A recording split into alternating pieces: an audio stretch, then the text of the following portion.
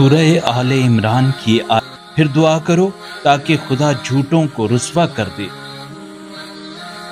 اسلامی روایات میں ہے کہ مباہلے کی دعوت دی گئی تو نجران کے عیسائیوں کے نمائندے پیغمبر اکرم کے پاس آئے اور آپ سے مہلت چاہی تاکہ اس بارے میں سوچ بچار کر لیں اور اس سلسلے میں اپنے بزرگوں سے مشورہ کر لیں۔ مشورے کی یہ بات ان کی نفسانی حالت کی چغلی کھاتی ہے۔ بہرحال مشورے کا نتیجہ یہ نکلا کہ عیسائیوں کے مابین یہ طے پایا کہ اگر محمد شور و غل، مجمع اور داد و فریاد کے ساتھ مباہلے کے لیے آئیں تو ڈرا نہ جائے اور مباہلہ کر لیا جائے، کیونکہ اگر اس طرح آئیں گے تو پھر حقیقت کچھ بھی نہیں جب ہی شور و غل کا سہارا لیا جائے،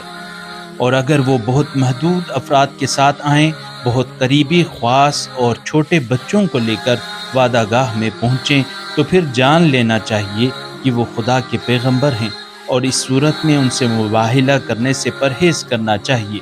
کیونکہ اس صورت میں معاملہ خطرناک ہے۔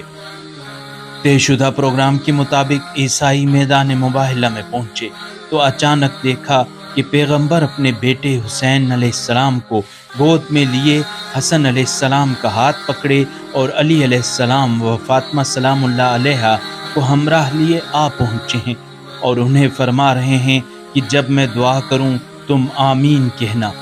عیسائیوں نے یہ کیفیت دیکھی تو انتہائی پریشان ہوئے اور مباہلے سے رک گئے اور صلح و مصالحت کے لیے تیار ہو گئے اور اہل ذمہ کی حیثیت سے رہنے پر آمادہ ہو گئے۔